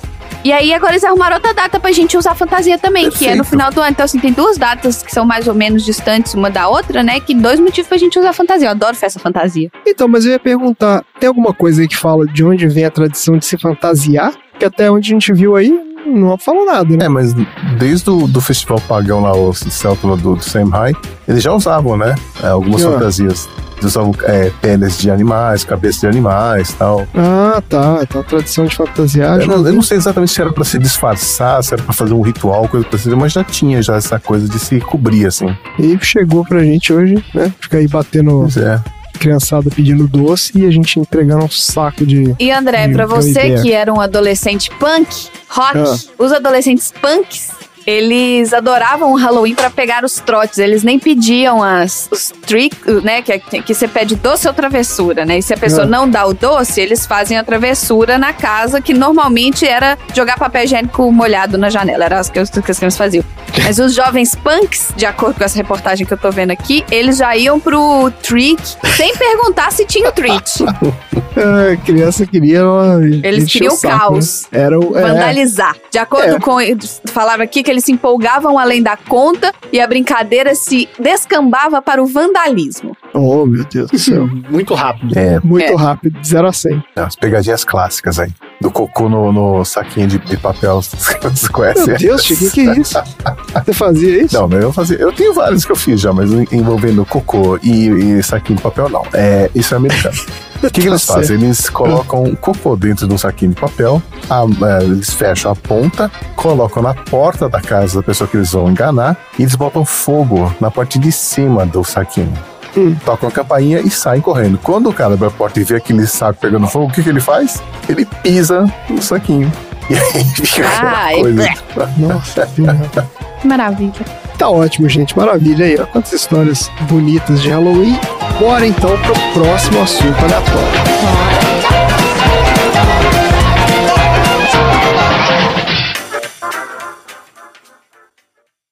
Inveja-me, Gabriel, Mary. Ao mudar de forma é magia negra. Sabe, eu estou aqui. Oh, não, Mary, não. Essa Mary, eu não estou machucando ela, eu não estou. Por que ela vê você lá em cima? Não está vendo nada. Não está vendo nada. Você fez pacto com o demônio? Nunca. Por que repetem o que você diz? Estou brincando. Abby, para. Abby, para.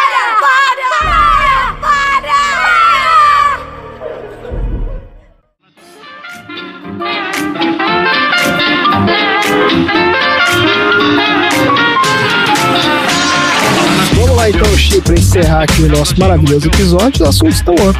O filme foi meio down. Surpreendi. Então, surpresa. Vamos lá então. Qual é o seu assunto aleatório da semana? De todos os assuntos aleatórios que eu pensei durante o filme, até porque eu não tava numa good vibe vendo o filme, era tudo meio mórbido e tal. E aí eu resolvi ser bem aleatório. Na verdade, responder uma pergunta que me passou pela cabeça enquanto eu assisti o filme. Tem uma cena lá, onde nós vemos a Elizabeth Proctor lavando os pratos e talheres após uma refeição com o marido do John. Você lembra dessa cena? Sim, e ela coloca tipo uma... parece uma piazinha que era portátil. Uma cumbuquinha que ficava em cima de um banquinho, né? Isso. Aí eu fiquei curioso de saber se isso era historicamente correto, né? Será que em 1692, que é quando se passa a história, as pessoas já usavam talheres e pratos? Olha aí. Será que elas usavam guardanapos, toalhas de mesa? Elas já lavavam louça? E é por isso que eu trouxe aqui as respostas para essas dúvidas que ninguém tem interesse em saber, mas enfim, é um assunto aleatório. É um assunto aleatório. A gente quer saber, por exemplo, se naquela época eles comiam hambúrguer com talheres ou se comiam com a mão. Que é isso, exatamente. Né? É uma dúvida que muita gente tem. Então, olha só, os primeiros pratos que os seres humanos usaram foram conchas, cabaças de frutas e folhas largas, que serviam para evitar que a comida fizesse contato com a sujeira do chão. As pessoas colocavam a comida lá em cima e todo mundo comia com as mãos. Quando o ser humano aprendeu a usar a argila, eles começaram a produzir tigelas, copos, xícaras e jarros, né? Tanto é que, se você for ao museu, você vai encontrar lá peças, por exemplo, peças chinesas e japonesas de até 20 mil anos de idade, né? Na Europa, você encontra peças de 15 mil anos de idade, principalmente na região onde é a Croácia hoje em dia. Agora, o hábito de cada pessoa ter um prato, né? Um prato individual para se servir e comer, ele é recente e pode ser traçado até o século XVI. E foi nessa época que as pessoas começaram a usar pães redondos e chatos, onde eles colocavam a comida. Não eram aqueles pães gourmet, não, né? Eles eram tão duros eles acabavam sendo usados para outras funções, como, por exemplo, porta-velas. Martelar prego. O quê? A porta-vela pra fazer macumba pra atrair o homem e depois você descarta? Poderia ser usado também, assim, tipo o escudo do Capitão América também. Meu Deus Mesmo assim, depois que terminavam de comer, algumas pessoas comiam o pão, né? O que não era ruim, pelo contrário, né? O pão era duro, mas era feito com trigo integral. E o líquido da comida deixava o pão mais maleável, né? Mais fácil de comer. E aí não tinha desperdício. Mas famílias mais ricas ou jogavam fora ou davam esses pratos de pães aos empregados ou aos mais pobres. Talvez o nosso hábito de chuchar o pão na comida tenha vindo daí.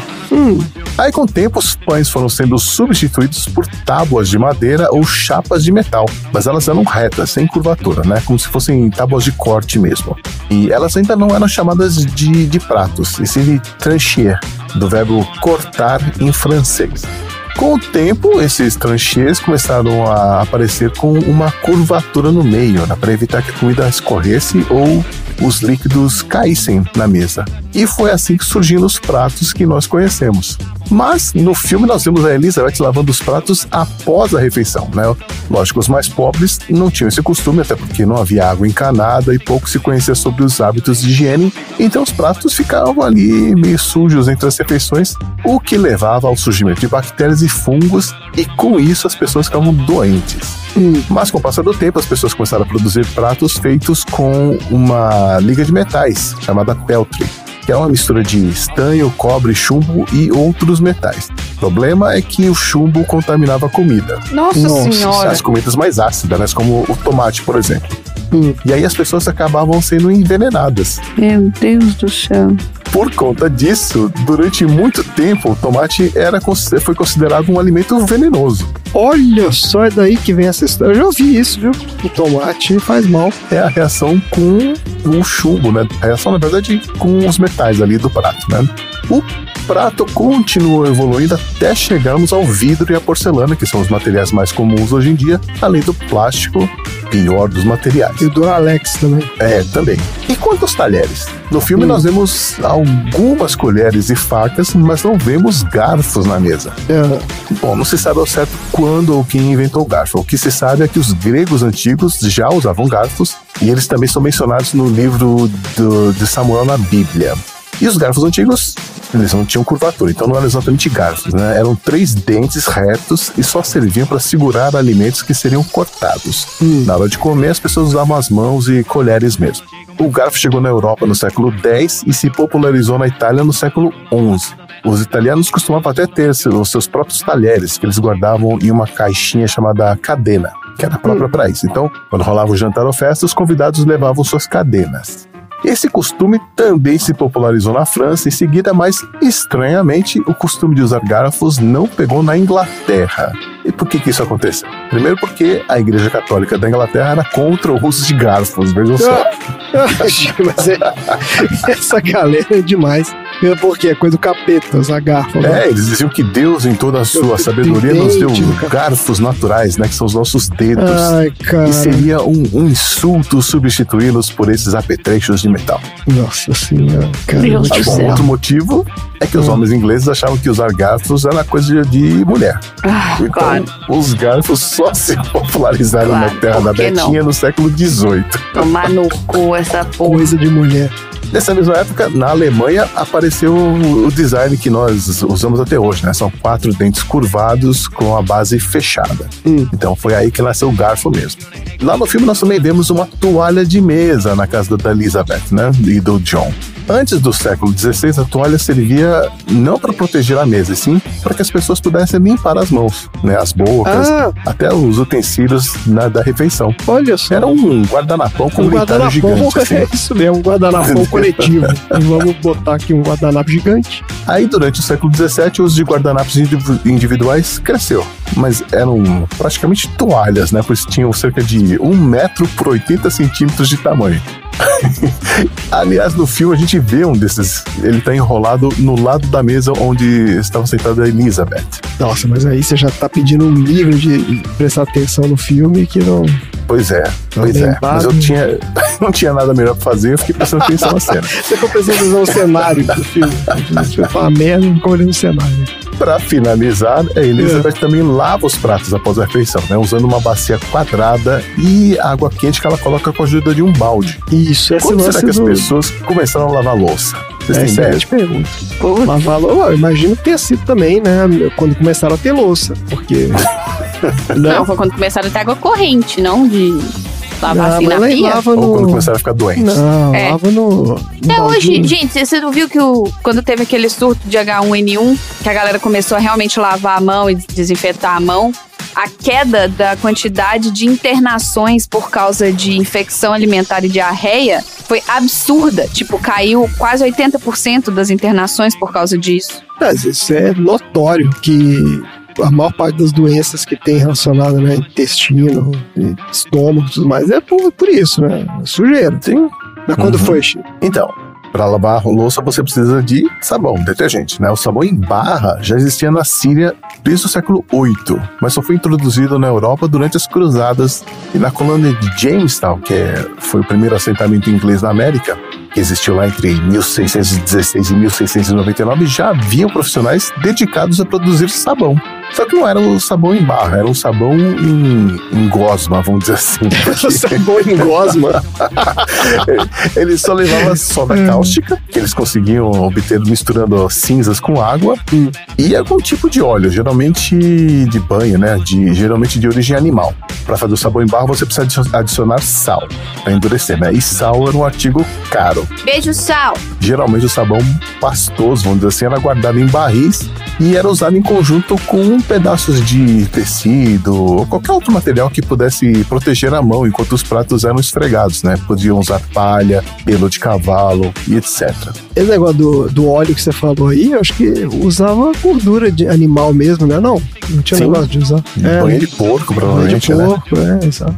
Bom, toda essa pesquisa aí eu fiz para dizer que aquela cena do almoço do filme é uma ótima reconstrução de como era uma refeição em 1692. Olha aí, é fiel então? Se rendendo à qualidade do filme. Até a louça que eles usavam de cerâmica é parecida com as que eles foram encontradas nesse mesmo período histórico. Então, parabéns para quem criou aquela cena, que realmente tá muito fidedigno. Olha só, é um filmaço aí. Pode recomendar o filme agora? Pra quem tiver interesse em louças e talheres? Pode recomendar. Né? Eu me peço pra assistir de novo. Eu lembro que eu tenho nada a ver com nada, se vou contar agora, mas que na casa... Eu lembro que, falando de louça, vamos ver o que você lembra. Na casa de você tinha isso também, mas, por exemplo, minha mãe, ela tem louças em casa que são... Louças sazonais. Essa louça é usada louça de família. Então, tipo assim... Herdada. Faqueiro, não sei quem, que foi de não sei quemzinho, e os pratos, não sei o quê. Só que não pode usar, pra guardar só. Então, assim, tem uma gaveta lá cheia de louça que não usa pra nada. E, tipo assim, fica lá. Tipo, eu acho isso muito engraçado. Eu passei a minha vida inteira escutando eu tô guardando esse faqueiro que era da sua avó pra você, e eu não faço ideia de onde tá esse faqueiro. Como você consegue perder um faqueiro? Não, muito obrigado. Cada faca pesava 2 quilos, que a faca era gorda, sabe? Mas é engraçado, porque esses faqueiros, assim, que passam de hereditários, que passam de pai pra filho, eu não sei se ainda existe isso, mas isso era meio que como é que eu vou dizer? Tradição? Não, é tradição, mas é porque, assim, eram coisas caras mesmo, assim, elas eram feitas de outro material, assim, de coisas, sei lá, era faqueiro de prata, era louça de não sei o que. Valioso, você disse? Valioso, isso, assim, era uma coisa que... Mas é engraçado, porque assim, as pessoas compravam isso e não usavam, né? Claro. Eu nunca entendi qual era a lógica de você ter... É por isso que passando pra frente, porque tipo, que guardei desse trambolho, desse monte de garfo de prata, nunca usei. Exato, vai mas pro neto. Qual é o objetivo? Assim, é simplesmente uma coisa de preservação histórica? Porque assim, se você não usa porque você tá guardando pro filho de alguém, quando você passar pro filho de alguém, ele também não vai usar. Ele vai passar pro filho de outra pessoa. Acaba virando um investimento, né? Mas que investimento maluco, né? Tipo, não sei, cara. Depois de 200 anos vale uma fortuna. Eu sei lá, eu sei que tem essa tradição mesmo, né? De passar hereditariamente esses talheres aí, esses faqueiros. Vocês têm isso? Você ganhou de casamento, Chico? Não, quando eu casei, o que a gente pediu foram doações pra uma ONG de animais. Então a gente não ganhou praticamente nada, assim. E se eu doasse um faqueiro pra sua ONG de animais, o que você faria? Provavelmente uma rifa para arrecadar grana. Faz sentido. Você tem isso, Tom? Coisa de família? Ah, minha mãe tem guardado os talheres que ela ganhou no casamento. E tem os talheres de quando eu e meu irmão a gente era pequenininho. Não sei se vocês tiveram também. Sim, aquele garfinho com desenzinho. Pratinho de alumínio. Eu tinha os garfinhos. O garfinho que era o garfo. É uma colher com 3 dentinhos assim na frente. Que era um garfo, uma colher disfarçada de garfo. Isso, que é um palhacinho.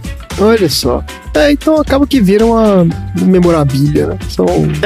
São artefatos históricos aí de família. Aliás, deixa eu aproveitar e contar uma história aqui. Eu descobri o ano passado que a minha mãe usou pela primeira vez os pratos que ganhou no casamento dela. Nossa. Olha aí, é isso, cara, que eu tô falando. 50 e poucos anos esperou pra usar.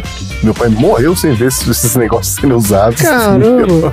Real, né? Pra você ver como Eu acho que é medo de quebrar, né? sabia? Deve ser medo de estragar, não é possível. Cara. É uma coisa meio absurda, mas enfim, eu sei que tem outros casos mais graves aí, mas essa realmente eu olhei pra minha mãe e falei assim, mãe, eu não acredito que você fez Essa é isso. caprichada, né? Essa é caprichada mesmo. O prato parecia uma coisa de museu, assim. Excelente, gente. Tá aí, quantas histórias ótimas. Então vamos lá, o que a gente aprendeu hoje? Eu aprendi que eu sei fazer uma magia boa pra atrair a pessoa amada e eu não sabia disso. Você sabe fazer? Aprendi agora. Você aprendeu a fazer. Aprendi a fazer agora. Tá bom. Eu aprendi que é pra gente dar um faqueiro de presente pro Tom e a Dona Zera, mas que ele não pode usar. Só o neto do neto do neto. Tem que guardar. Exatamente. Tem que guardar. Eu aprendi que a Marina já foi fantasma. Sim! Exato. Eu aprendi que a abóbora de Halloween, na verdade, era um nabo de Halloween. Olha só. Isso é uma história muito boa. Fazer carinhas em nabo não ia ter muita graça, né? Colocar um nabo na porta da sua casa não ia ficar muito legal, né? E se fosse no Brasil, qual que seria o vegetal? Seria a jaca? Jaca. Pô, uma jaca. Cara, jaca. Mas jaca é mole, jaca né? ia ficar fedido. Esse é difícil de cortar a carinha dela ali. Não, tinha que ser a melancia. Mas melancia não é brasileira. Tinha que ser uma coisa mais típica. Consigo uma pensar em taioba. Taioba. uma mandioca. Uma mandioca, isso, uma mandioca. Nossa. Boa sorte fazendo uma carinha na mandioca. De Halloween, fazer uma carinha na mandioca, né? Acho que talvez os caras tivessem excesso de usar o nabo. Então é isso, gente. Chega por hoje. Fala tchau. Tchau.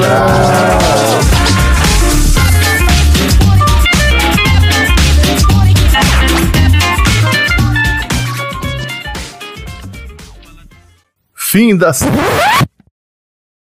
Aqui, você tem que ficar para de ficar pedindo vinheta pro Randy, que ele já tá ficando irritado com esse negócio. Não tá aguentando mais fazer vinheta. Todo dia eu fui olhar aqui o Drive, a pasta de vinheta do Randy, cara, ele tem umas 50 ali dentro. Você reutiliza as vinhetas dele. A minha grande alegria é estimular a criatividade do Randy.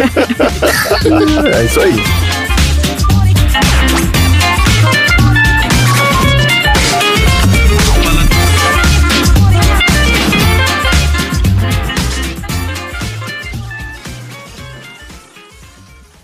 Fim da sessão.